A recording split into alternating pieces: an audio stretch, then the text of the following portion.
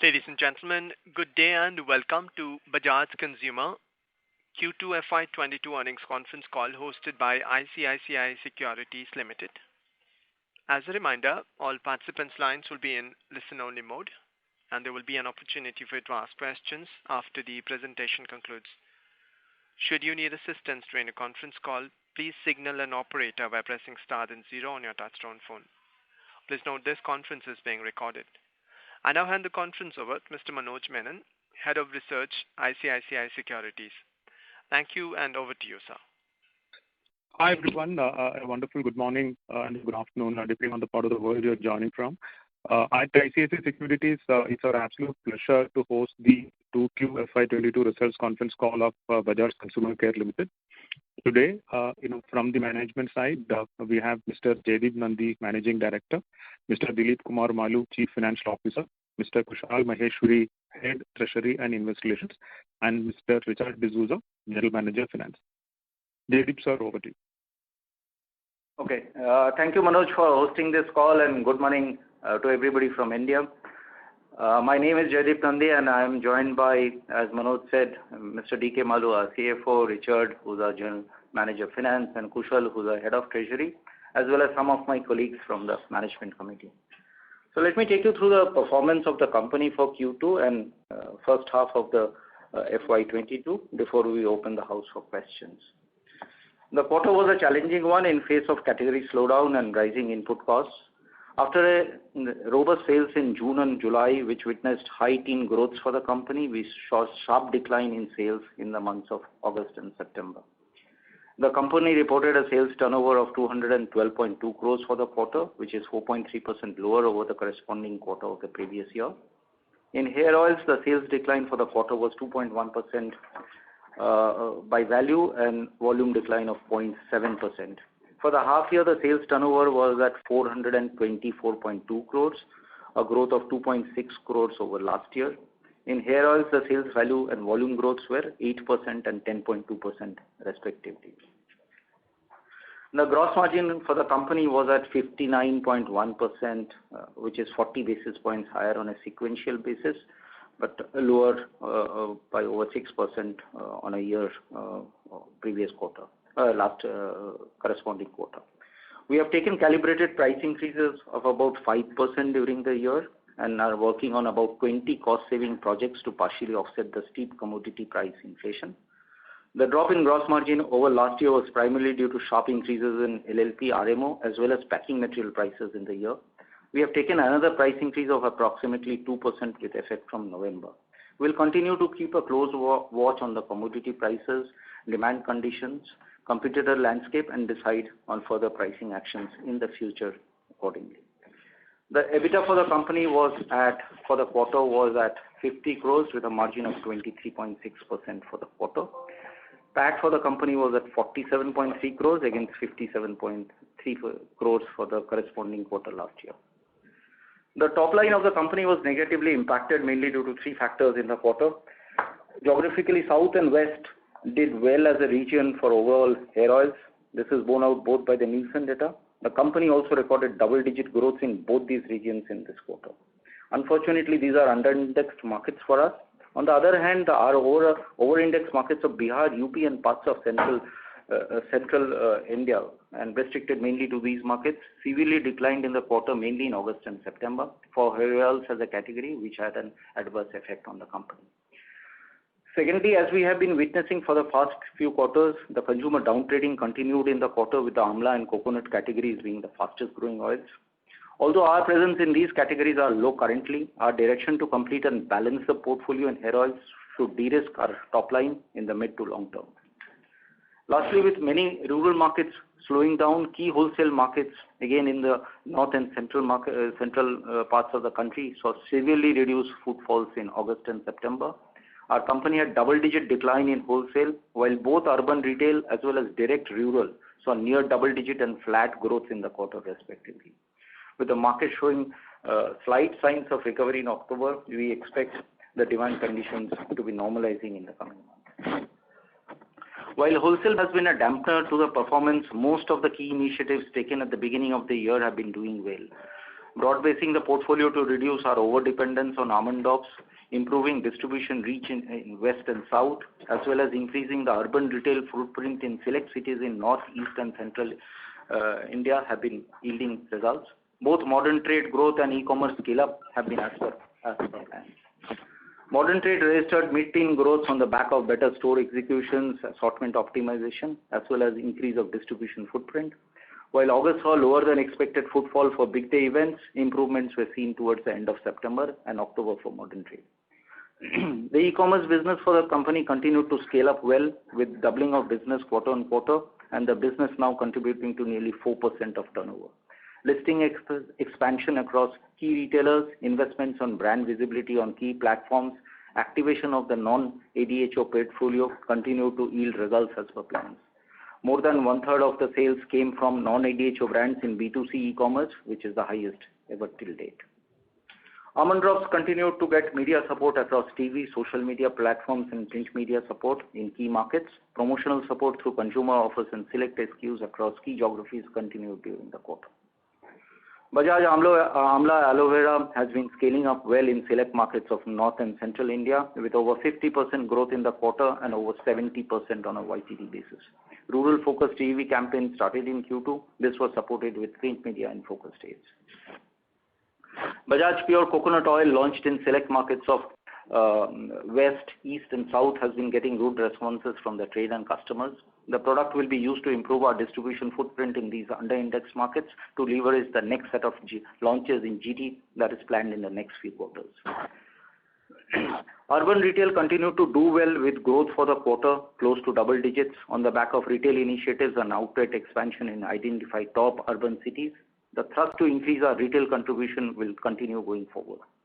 In rural, focus has been to improve efficiencies through technology interventions, helping in van route optimization and rationalization. With expansion of portfolio, the focus has been to seed the newer brands in the rural markets, which are generating traction. The e-commerce business will remain a focus area for the company. We have just launched our new digital-first premium brand in hair care and personal care space, Native Soul. We'll be expanding our portfolio in the range in the coming quarters, supported by both digital as well as influencer marketing. This will be supplemented with renewed thrust of our traditional portfolio in the channel. The digital-first brand Bajaj Zero Grey continues to scale up and will become an integral part of the e-commerce strategy as we scale up further activations and support in the e-commerce space. In the international business, UAE and Africa had a sharp decline due to travel restrictions, while Nepal and Bangladesh came out of lockdown and performed well with double-digit growth. International business will be taken up as a thrust area from the next financial year.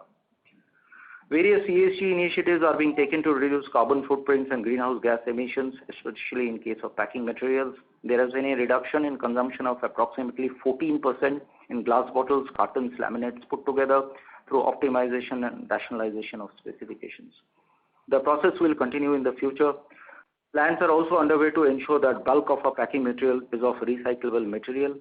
As part of our extended producer responsibility, we are on track with our target to effectively collect and co-process 100% of our post-consumer plastic waste with 48% achievement of target in H1.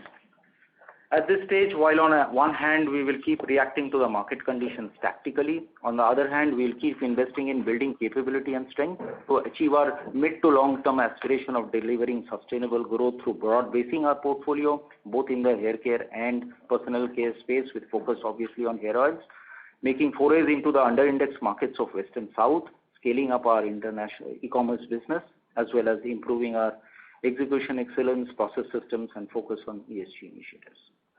So with that, I end my opening remarks and open the session for questions.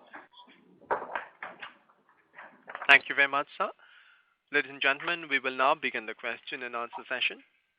Anyone who wishes to ask a question may press star and 1 on your touchtone telephone. If you wish to remove yourself from the question queue, you may press star and 2. Participants are requested to use handsets while asking a question. Ladies and gentlemen, we will wait for a moment while the question queue assembles. To ask a question, please press star and 1 on your touchtone phone now. We have a first question from the line of Manoj Menon from ICICI Securities. Please go ahead. Hi, team.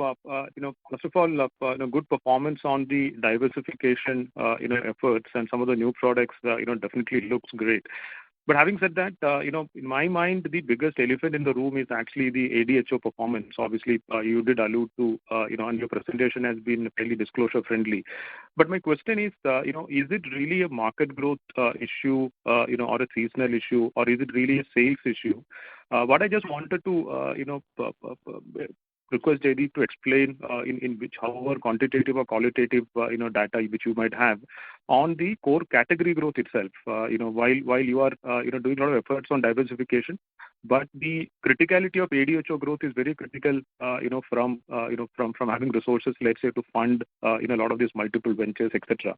And also, given the fact that ADHO itself is expected to have a longer runway for growth, but the performance over the last maybe few years, not sure whether it's really supporting that thesis. So you could just talk about the core characteristics of the category, the particular segment or the category, with any of the studies or any information which you may have other than Nielsen. Thank you, sir. So I think that's absolutely a fair question. In fact, the overall, if you look at the entire premium oils, etc., I think it's pretty clear in the last few quarters there has been a bit of downtrading.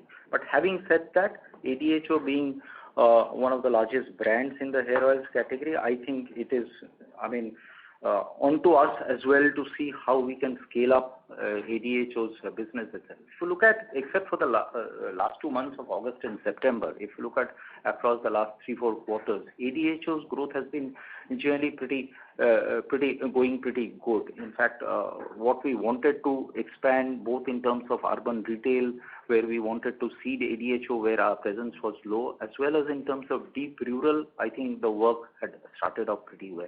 So obviously the setback of August and September, there has been, if you ask me, yes, we can improve our execution excellence as well, and this is exactly what we are looking at in certain markets. The markets have collapsed. There is no question that the wholesale market really had a big setback in most of the wholesale mandis in the north and the central parts of the country. But given our brand strength, I think there is some more play there. We have seen that some of the corrective actions and some of the sales plays that you are alluding to, we saw some positive impact of the month in October itself, and these are what we need to continue throughout the year. There is no question that ADHO will have to fund the growth, and hence ADHO needs to keep growing, notwithstanding whatever happens in all the other portfolio. I think that consciousness across the entire marketing sales team is very much there, and I think we should see ADHO coming back strongly in the coming quarters. Sure. Thank you, sir. I'll just come back. I got a couple of follow-ups on this. I'll actually come back after the question. Yeah. Thanks. Thank you. We have next question from the line of Abneesh Roy from Edelweiss. Please go ahead. Yeah, thanks for the opportunity. My question is on the rural data which Nielsen has given out. Even Unilever had called out the slowdown based on the Nielsen. How seriously are you taking this data? Because rural from 8.3 to minus 2.7. Also, if you could comment on the urban growth also, because that's also no growth, right? On 12% base, which is not very high, even urban is not growing as per Nielsen. So could you comment on both rural slowdown, how serious is it? And in urban, things don't seem to be remarkably different. See, if you look at rural, clearly we see the slowdowns that are happening. In fact, while our rural, because last year we started the VAN initiative, and direct rural for us has been still holding up. I think the slack that we see, or the gap that we see in our wholesale, clearly reflects that rural markets have clearly had a setback, and that is not really coming back in a big way. In urban, we see pockets which have been doing well, west, south, for us also, which are obviously much under-indexed, been doing well. We see signs of recovery in Delhi, some of the other markets. So urban is more of a mixed bag, but I think rural is mostly across the country we see rural. And we have to give it a fact that last year rural had because of the impetus, rural actually grew much faster. So on a 2-year basis, rural and urban would be more or less similar, but rural this year, on a year-on-year basis, rural has gone down. And that is not going to correct in the next 1 or 2 quarters. I don't see that correction happening as far as year-to-year is concerned. Sure. Yes, sorry. My second question is on Amla. Your market share, you have done well from 1.6 to 3%. Of course, at 3%, brands don't turn profitable in terms of market share. So if you could tell us what is driving this market share gain, and when do you see this brand being profitable on its own? In fact, if you look at, as we had said, we look at Amla as a strategic investment for us, and we see that the brand coming to about 60-70 crores, it'll turn at EBITDA neutral. As of now, our investments in the brand itself has been restricted. We have been also playing with the assortment so that where the more profitable assortment is where we have played. The lower size packs where the margins are far worse, we are very, very under indexed, and that's why we have only played in the markets where the larger packs are operating. So at this moment, we are really not too much EBITDA negative as far as Amla is concerned, and that is what we'll keep on calibrating. We'll keep with the EBITDA at those levels. So as we scale up the brand, we'll keep investing back into the brand itself. So not too much of drain on the EBITDA. We'll like to keep it neutral so that at least we are able to balance the portfolio. So that's what our approach towards Amla is. So 60-70 crores is when we should be looking at a break-even kind of an Amla. Our target is to reach about 100 crores in the next 2 years or so. Sure. Last question on your coconut oil foray. So now almost 3 months have happened since the launch. So are you seeing some level of repeat purchase? And second, because copra raw material prices are coming down, have you also cut prices so that you continue to remain competitive versus the market leader? So we have not cut prices in this thing. As you remember, when we had launched in July, we have kept our prices about 10% lower than the largest player. And we continue to get our main objective as far as coconut was concerned was basically get some specific markets of South and Maharashtra as getting our distribution presence. It is more of a little bit of a mid to long term because of the kind of launches that we are planning as far as GT is concerned in the next 2-3 quarters. We wanted to get some foothold in the southern markets, where I would say that the response is still mixed, but in the western markets we clearly see good presence happening as far as coconut entry is concerned, getting some good foothold in these markets, and that is something that we hope to exploit in the next 2-3 quarters. So far we have kept quite a tight leash on the primary sales of coconut because we don't want too much of the thing, but we are getting good encouraging response. So we'll see how that pans out. Initial response is very good, both from the consumer as well as from the trade. Yeah. Sure. That's all from my side. Thanks and all the best. Thanks, Abneesh. Thank you. We have next question from the line of Percy Panthaki from IIFL. Please go ahead. Hi, sir. First question on the Nielsen slowdown in rural. Just wanted to understand how much of this is because of the base effect, because the slowdown might just be that last year people were sort of recovering from COVID first wave, and that is causing some kind of anomaly. So can you give me some information on what is the 2-year growth rate as per Nielsen in rural and whether that has slowed down or not? So if you look at, so 2 ways to look at, in terms of, obviously there is a bit of a base effect we are seeing compared to urban, because last year you see urban had absolutely collapsed in the first quarter, and there has been not too much of recovery as far as urban is concerned. In that sense, rural last year had a far higher growth, so this year that growth has not got replicated. Some part of it is that. Even internally, if I look at our own data, I mean, for the first time we are seeing rural overtaking the business, and rural contributing to about 55% of the business, while urban is just about 45% in terms of markets. So if you look at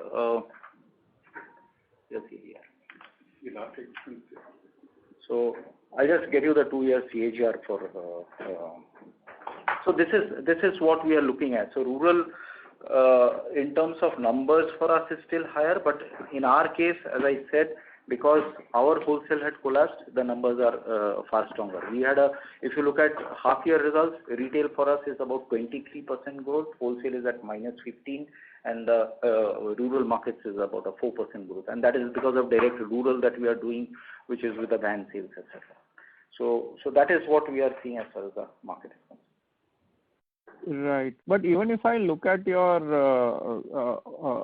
your own reported growth on a 2-year basis for the quarter, I'm not talking about rural, urban, but just the total growth on a 2-year basis, it is not, it's not a very great number. So just wanted to understand how much of this is a general FMCG sort of growth being lackluster issue, and how much of it is got to do with light hair oils underperforming the overall FMCG sector?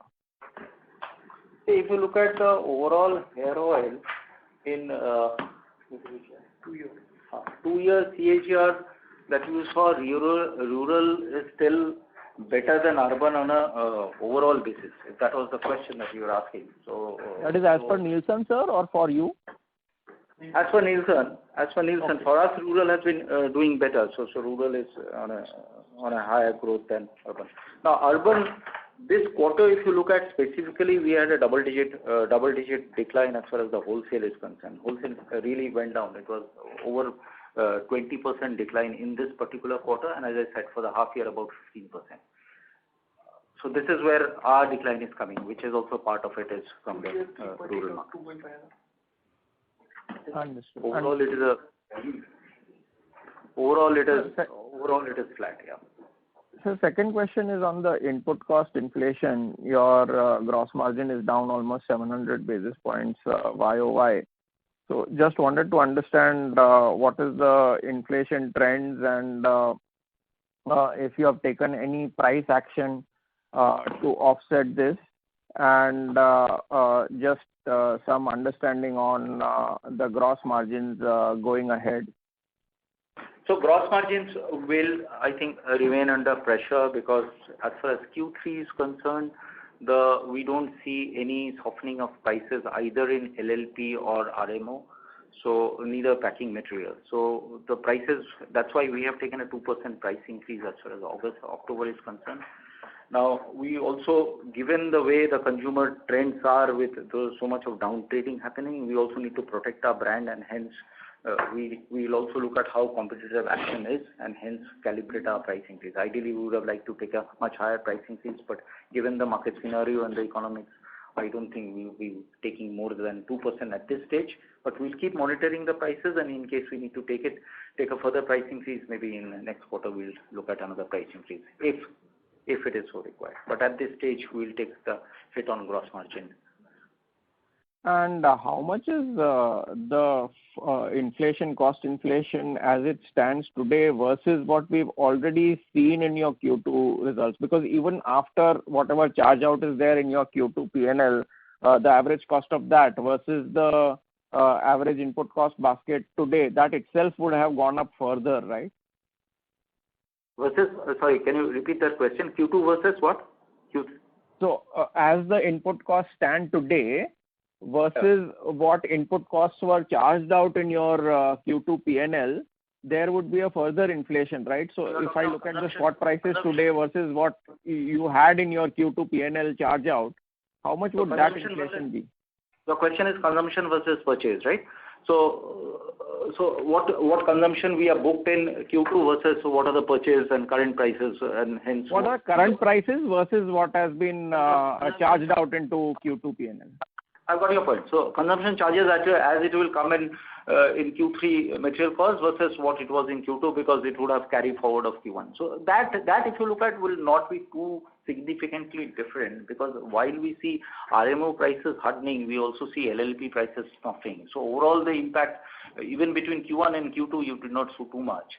The thing is that what we were expecting is with the RMO hoping to soften, it has not happened, and LLP is also not really softened to the extent that we expect. And hence, as a result, we do not see too much of difference between even a Q2 and a Q3 prices. It will be a 1 or 2% plus minus. here. So not really. Crude going up, sir, in the last 2-3 months, crude going up and LLP being a derivative of crude, don't you see an upside risk to the LLP prices? I mean, while obviously it's a derivative of crude and hence LLP prices, it will also be a supply and demand situation. Yes, LLP prices have hardened a bit, as I said, but at this moment we don't see it materially making any impact on our overall LLP prices itself. It's not a direct correlation that you see between crude and LLP if you were to plot the graph. So going forward, as I said, we will monitor in case we feel that the prices have really gone up so much. Then maybe we'll take another price increase, which I alluded to. In Q4 we will take it. As of now, we are well covered for Q3. So really speaking, for Q3 consumption, there will be not too much of difference whichever way LLP behaves. Okay, understood. Okay, thank you, sir. Thank you. A reminder to participants, if you wish to ask a question, please press star followed by 1 on your touchtone phone now. We have next question from the line of Deepan Sankara Narayanan from Trustline PMS. Please go ahead. Good morning, everyone, and thanks a lot for the opportunity. Firstly, want to understand how has been this retail offtake growth, and when do we expect overall this wholesale starts growing with the festive season coming up and also economy opening up? Well, okay, if you look at in terms of October business itself, clearly we see some bit of recovery than that we had seen in October, August and September. But given that it is the festive season, etc., we don't see kind of that real uptick that we expected to happen. I don't think that has been seen across the markets in most categories that at least we have been operating in or we have been monitoring.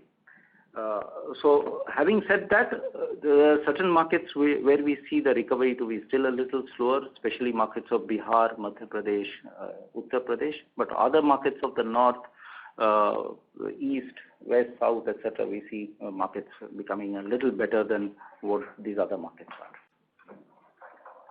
Okay. So in that case, so this current ad and sales promotion run rate of 15-16%, will it continue for next 2-3 quarters, or it will go back to 18% levels of last year? We'll keep it at between 15 to 18%, and we'll operate tactically between that. So 15 to 18% is where we'll operate. And as we launch our e-commerce brand, we might also look at a little bit of an upside on that as well. So we would like to invest for the future, so some bit of investment will also happen in that. Okay. Thanks a lot and all the best. Thank you. We have next question from the line of Tejas Shah from Spark Capital. Please go ahead.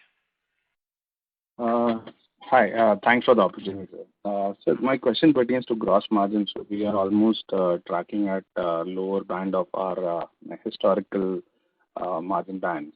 So you said that we made some interventions. So do you want to operate at this lower end of the margin and try to push growth, or we will try to go back to our earlier margin with the interventions that we are planning to make in next 3 to 6 months?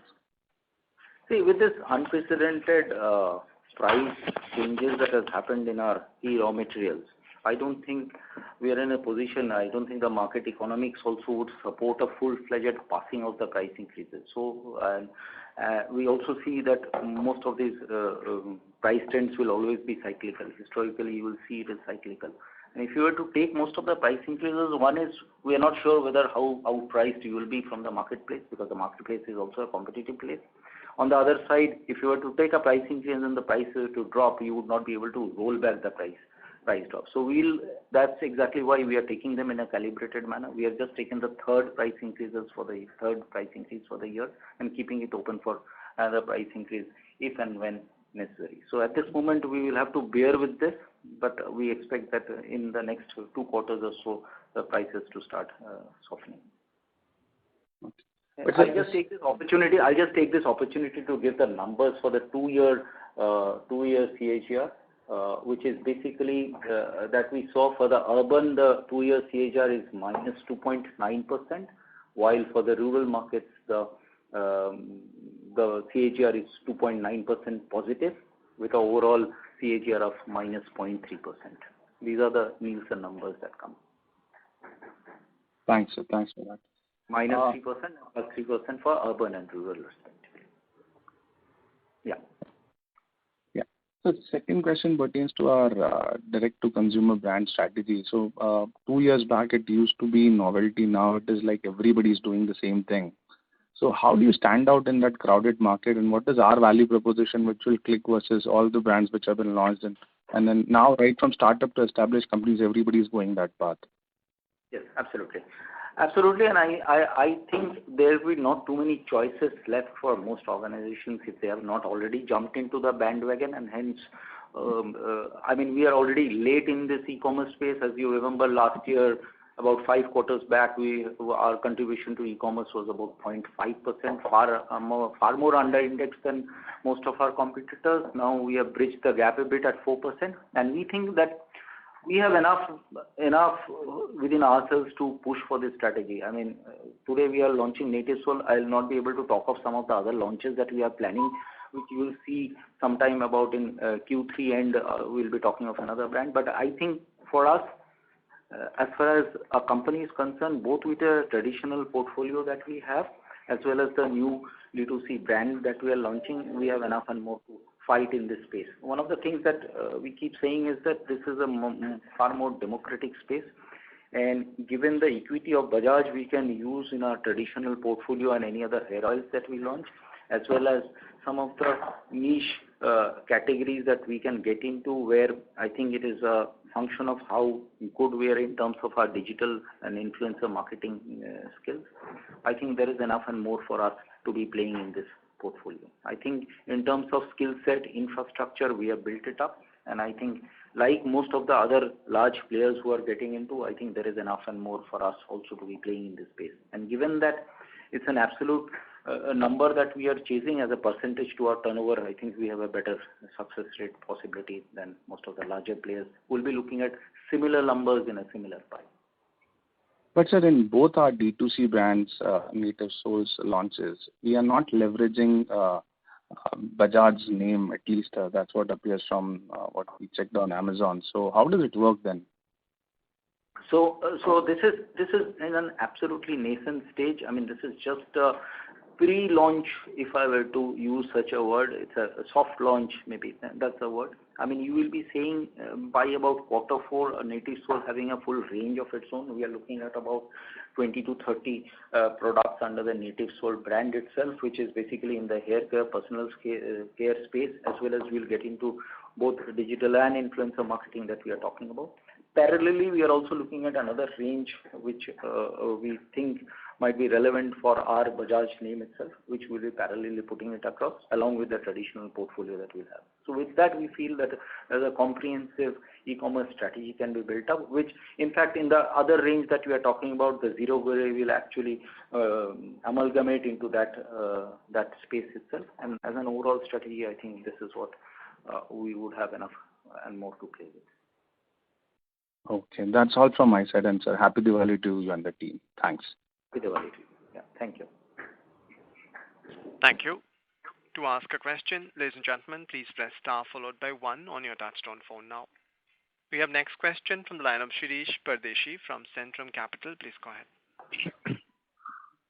Hi Jaideep, Malu sir, good afternoon. Thanks for the opportunity.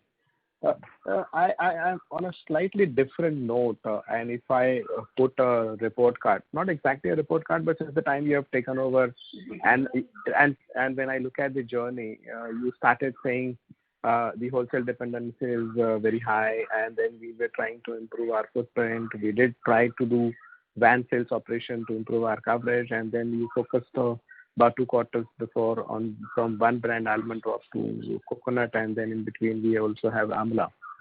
And now we are also talking about D2C. Now, you always, if I refer last 4 con calls, you have used the strategy, processes, people, senior management. I think my candid view is that you have all the ingredients to show a better performance. However, the market conditions are not supporting. If I go back 4 years before, wholesale was a key component, and then we consciously cut the wholesale.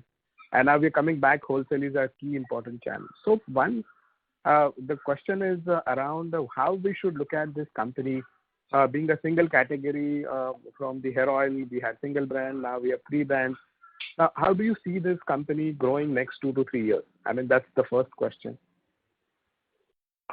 Okay. So, Shirish, firstly, I don't think this attempt to come back to wholesale will be something that we will do passively. The overall strategy that we had stated upfront about 6-7 quarters back, and that it will absolutely continue. I don't think there is any shift in our strategy, in spite of this stupendous increase in raw material prices as well as the demand slowdown that we have. If we have to restructure some of these attempts to make a wholesale heavy single brand company into something which is a little more multifaceted and with strength, it will take some time, and that journey is what we are monitoring ourselves on. So the entire objective of retail initiative, penetrating into deep rural, direct deep rural, broadening our portfolio, getting into e-commerce where we think the space is a little more democratized, getting into international business, which will take up next year. These are all exactly the way we wanted to plan out. Yes, obviously the financial numbers have not backed us, given what we have seen, as I said, in both raw material prices as demand conditions. So this is something that I think we'll continue with. I don't think we will change our journey or do any knee-jerk reaction based on how the market conditions are. But having said that, I mean, wholesale has been one of our key pillars, etc. We are not going to just give up on wholesale. I mean, that is something that is all that I was alluding to. Wholesale, we will ensure that whatever decent work that has happened in wholesale over a long period of years, that is retained while we build strength. We will not give up on wholesale, one of the pillars, and then start building other pillars. We are not demolishing the house to build another new house. It is something that we will continue to maintain while we scale up retail, rural, and all the other things. This is how we would like to look at our business. Wonderful. So you're sticking to the old strategy. But one follow-up here. While discussing with the channel partners and wholesale, what we also have the hypothesis which is developed over last 2 to 3 quarters is that wholesale is becoming a very, very opportunist, and traditionally they were selling top 2 or 3 SKUs. However, the cash and carry is also affecting. So somewhere the sense which I have gathered around last 2-3 quarters is that consciously wholesale is cutting the inventory, which at some point of time, by giving maybe a percentage or 2, we could load the wholesale. But then consciously the wholesale has come down, and because the retail channel is now getting more digitized, or maybe cash and carry is affecting. So is it a part and parcel that the trade also having a structural inventory correction, and which we don't know whether it will stop it at this stage or maybe going forward? It started from us because we try to split the channel, like the pandemic, the retail customers have moved from modern trade to e-commerce, maybe physical shopping will come back. But consciously the trade has cut the inventory. To what level you agree, or you would have seen or witnessed this phenomena in the trade? So partly agreed. I think you have picked it right. I mean, in terms of trade reducing inventory, especially in the wholesale channel, clearly has been seen. But having said that, some of the markets where wholesale is a predominant and a very, very obvious way to do the business, let's say the hinterlands of UP, Madhya Pradesh, Bihar, etc. I mean, you really cannot do away with wholesale, which is where we would like to retain our strength while we build direct rural as well as in terms of urban. Like most of the other competitors, we have been far more over-indexed in wholesale. That is something that we would like to reduce while maintaining the wholesale saliency in UP, Bihar, MP. Is more of a given and nothing else. But yes, inventories have gone down in the wholesale channel, and I think that is how the future will also pan out. I don't think there'll be too much change, structural changes. Okay. Just one last follow-up on this question. To what level we are drawing the wholesale contribution today, and at what level you are comfortable? I'm sorry, can you come again, please? What's the current contribution from wholesale for us? So as of now, if you look at quarter 2 itself, the wholesale saliency has come down from the mid-30s to about 23%. So if I were to give you exact numbers, it is about 22.5% each for retail and wholesale, and about 55% as far as the sub-stockists are concerned, which is rural. So this is how the numbers are panned out, which was typically about, if you remember last time we had discussed, we were talking of 30% which was wholesale, 20% was retail, and 50% rural. So that's how the numbers have changed a bit. I mean, rural was a little more, but yeah. So this is how it is. Okay. My second question is on the price increase, what you mentioned. Just to complete, Sirish, ideally speaking, we would prefer a retail and a wholesale in urban to be split to be more or less similar, which is what it is today, but not this way where wholesale has collapsed and retail has grown double digits to make it happen. We would like a retail growth to be much higher and the wholesale to remain about a single digit or mid single digit or low single digit growth, so that at least we are able to get this nice balance. Not the way it has happened today. Okay, point taken. Would like to look at in the future. Sure. My second and last question. On the price increases, you mentioned that we have taken about 5% so far, and another 2% is going in the month of November. So cumulative, it would be 7%. That is correct. That is absolutely correct in the year. Okay. Thank you. I have more questions. I'll come back in the queue. Thank you. Thank you. To ask a question, participants may press star 1 on their touchtone phone now. We have next question from the line of Rahul Ranade from Goldman Sachs Asset Management. Please go ahead. Yeah, hi sir. Thanks for the opportunity. Just one quick question in terms of our value growth and volume growth. So if I look at it, the value growth, is even lower than the volume growth for Q2, whereas we said that we've taken a 5% kind of a price increase in the ADHO part of the business. So just trying to understand then why is the value growth lower than the volume growth for the quarter?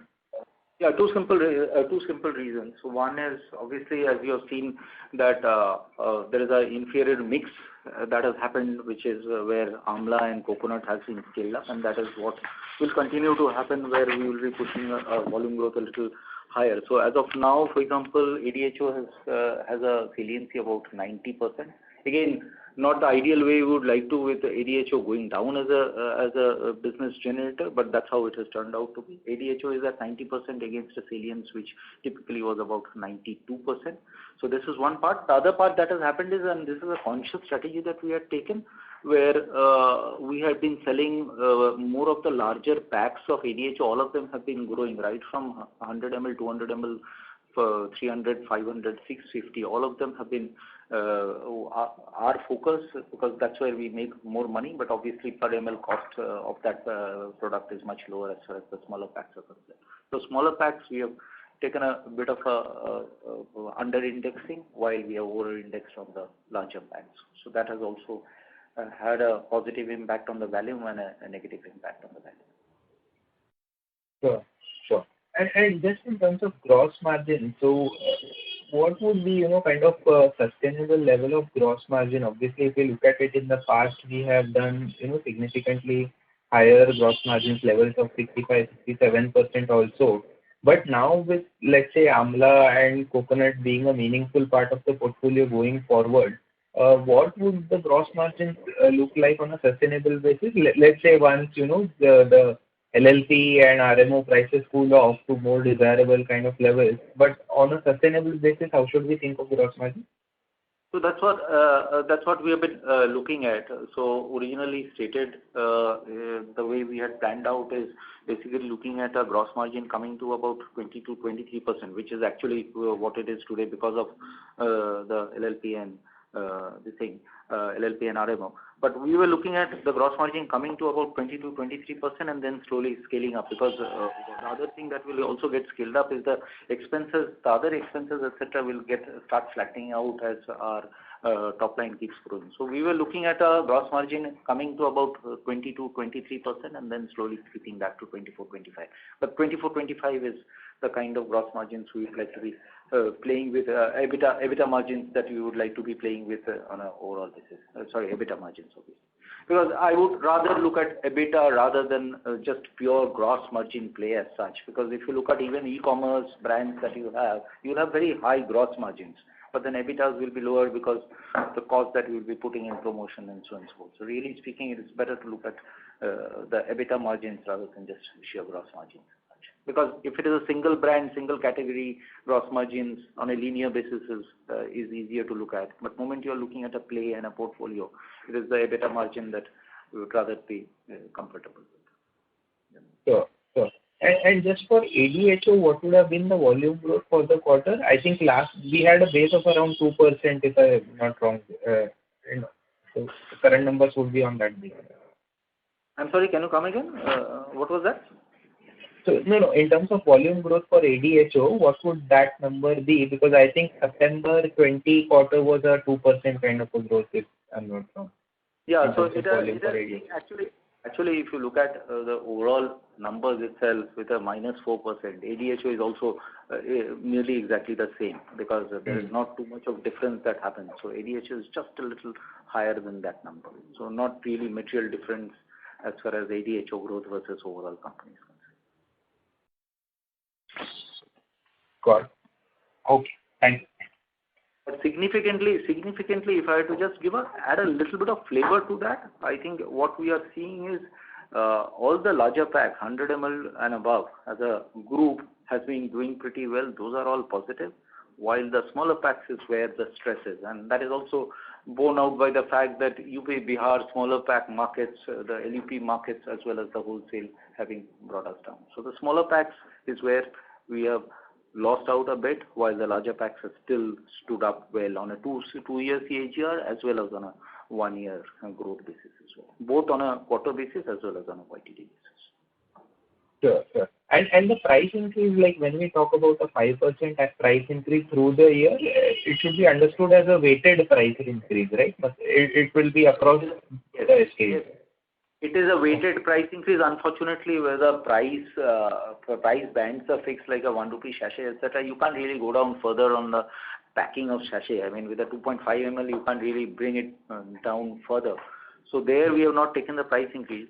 So in the larger packs, the price increases are more, which weighs it back to the percentage that we talked about. Oh, sure. Thank you. Yeah. Thank you. To ask a question, participants may press star 1. We have next question from the line of Shirish Pardeshi from Centrum Capital. Please go ahead. Yeah. Hi, Jaideep. Thanks for repeat. I have two questions in this turn. On the base of 5%, we have shown a decline of 6% last year. While I see that next 2 quarters our base is also going to be very stronger. I'm not saying the guidance, but would you help me to understand how one should look at the performance? Because the 3 things which you have spoken is distribution expansion led by rural van sales operation, direct reach. Wholesale might come back after the festive season if there is a demand condition which is going to improve, which is external. While we also see that you have done from 1 brand to 3 brand, and you know your expansion strategy in the west and in the south. So maybe if you can help us whether now already if you consider 7% price increase which is there, but if you indicate what will be the volume growth and what is your aspirational level and where we can see this year end. I don't think I can give you guidance on that, but I can say that some of the strategies seem to be putting up in. Am I audible? There is a. Yes, you are, sir. Just go ahead. Yeah, there is a. Sir, let me just. Yes, sir, you may go ahead. Yeah, thank you. So, Suresh, just so, as I said, I would not be able to give you guidance, but I think some of the strategies that we put up in the month of October itself seems to be bearing fruit, and we see a pretty decent jump from what we saw in August and September as far as our performance is concerned. I think more or less we also are clear how to be reacting to the marketplace in the months of November, December as the season comes up. So I think I'm pretty quietly confident that wherever the gap has happened in terms of the deep decline as far as wholesale is concerned, that will get neutralized to quite an extent, while all the other initiatives continue in their own thing. So I am expecting a far better Q3 in that. Okay. My second question is that you alluded saying that Middle East and even Africa, we have seen some pressure, while Nepal and Bangladesh has done better. So could you spend a minute how one should look at the second half for the international market? And I'm I'm expecting that these lockdown issues and other things should be different from India. See, our base is so insignificant. Most of the businesses happens more by default rather than by design. There is no intervention as such that is there in the international market as of now. Just now, in the last 1.5 months, we have started working in these markets, and that's why in my opening statement I said that you will see something for us.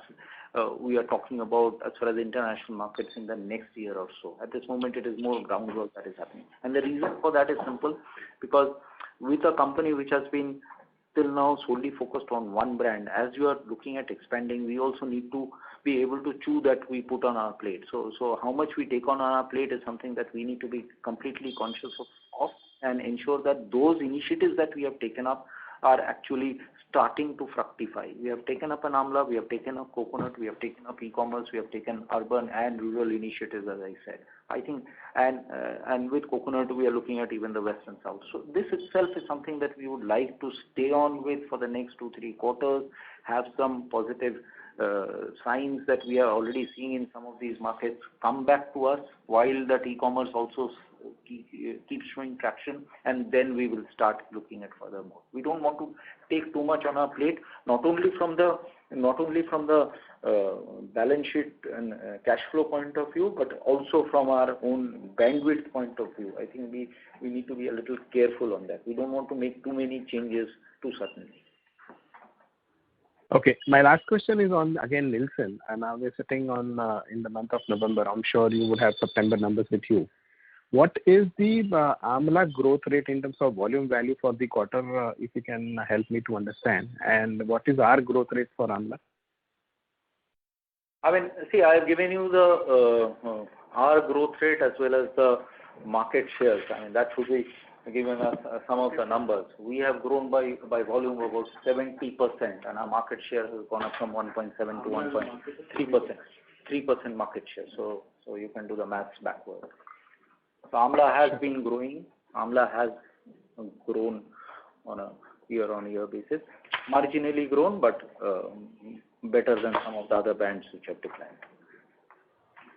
All right. Thank you, and all the best, Jaideep and team. Thank you. Thank you. We have next question from the line of Rohan Samant from Multi-Act. Please go ahead. Yeah, thanks. Hi, Jaideep. So on the margins, like in the past, the commentary that you have given was basically focusing on improving the absolute EBITDA rather than focusing on the percentage margin. So do you still hold on to that guidance over the next 2 to 3 years, that your focus would be more on absolute EBITDA rather than the percentage?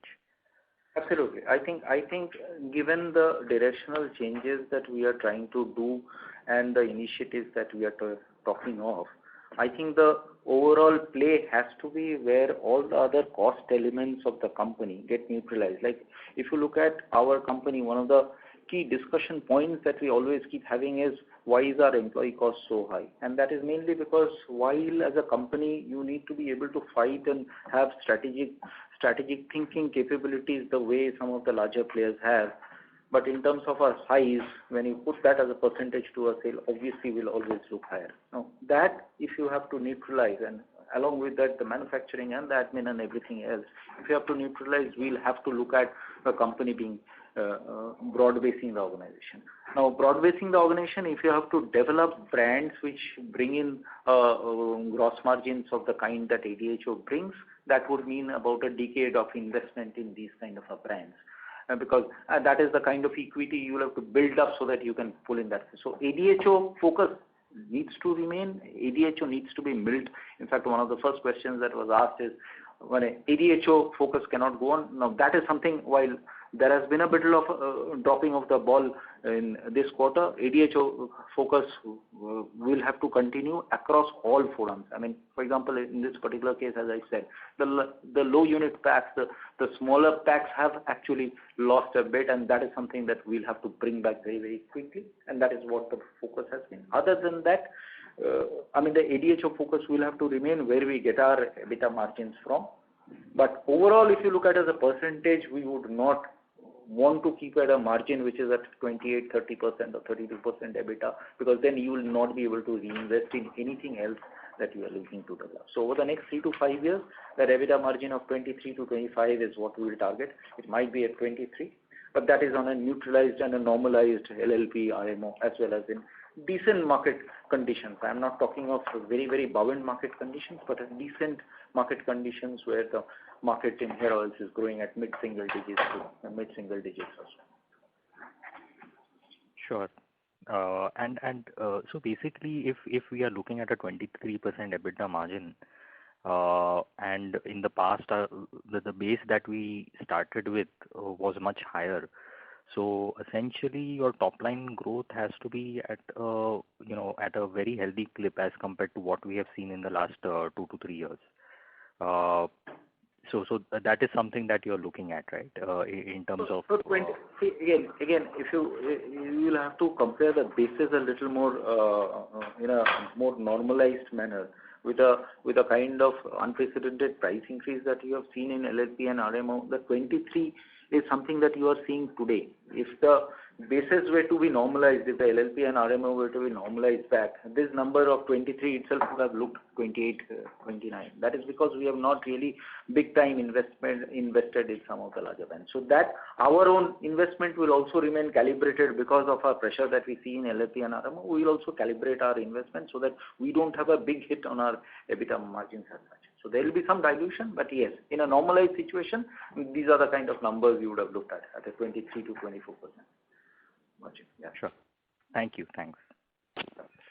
Thank you. We have the last question from the line of Arvind Datta, an investor. Please go ahead. Good day and thanks for the opportunity. My question is related to long-term strategy plan from a 3 to 5 year perspective.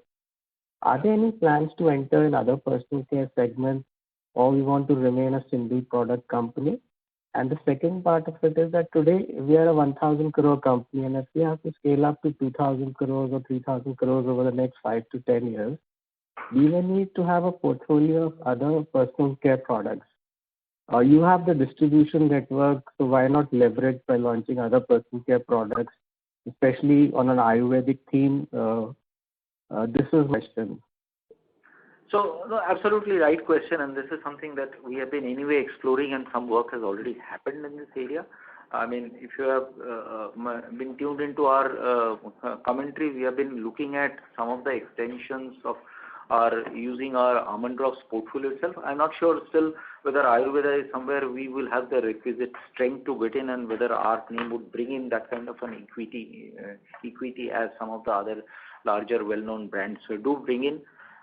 So that is something that anyway we'll keep exploring. But yes, getting into some of the personal care, adjacent personal care spaces is something that we are looking at, along with some of the completion of our hair oils as well as close adjacent hair care portfolio. So in the next 2-3 quarters, you will see some of the more graded launches. Now, why we have not gone too aggressive in launches, etc., because we believe that we will have to invest in the brands rather than let just the distribution network take care of the brand itself. We have seen some of the large competitors launch a plethora of brands, and I'm presuming that the expectation is the distribution itself will pick it up. I don't think we have the wherewithal or the skills to do that. We would rather do it in a more calibrated manner, as we see some of the other larger. We do it in a calibrated manner, and we would like to stay invested in some of the brands. So we have launched our Amla, we have launched our coconut, we have launched our e-commerce range, and there'll be another few launches that you will see, and we'll like to remain there and keep grading ourselves based on what kind of money we make out of it. Thank you, and all the best for the future. Thank you. Thank you. Ladies and gentlemen, that was the last question. I'd now like to hand the conference over to the management for closing comments. Over to you, sir. Yeah. So thank you so much for patiently bearing with us. I think, as I said, this has been a challenging quarter, both from the demand conditions perspective, as well as in terms of where the demand has been distributed in. We have seen some bit of recovery happening in October, and we have also now reacting to the marketplace to see where the declines are and what can be done as far as we are concerned. So in terms of execution excellence, our focus has been there. While on the long term, we are not going to really change any of our strategies going forward. So building of the team is already more or less in place, as well as in terms of the areas that we have talked about. I would not like to repeat them, but those 3-4 initiatives that we have put in for ourselves, those we'll keep monitoring, because we think as a company we have to, if we have to de-risk ourselves with a single product on a predominant wholesale channel, we will have to build these strengths over the next 2-3 years, and that is the direction we will continue to follow. And I think we'll see results coming in slowly as the quarters go by. So thank you so much for patiently bearing with us, and thank you for showing confidence in us. Thank you. Happy Diwali to all of you and your families, and a very, very great festive season to everyone. Thank you. Thank you very much, sir. Ladies and gentlemen. Thank you. Thank you, sir. Ladies and gentlemen. Thank you, sir. Thank you very much. Yeah, thank you, everybody. Thank you very much, sir. Thank you to the members of management. Ladies and gentlemen, on behalf of ICICI Securities Limited, that concludes this conference call. Thank you for joining with us, and you may now disconnect your lines.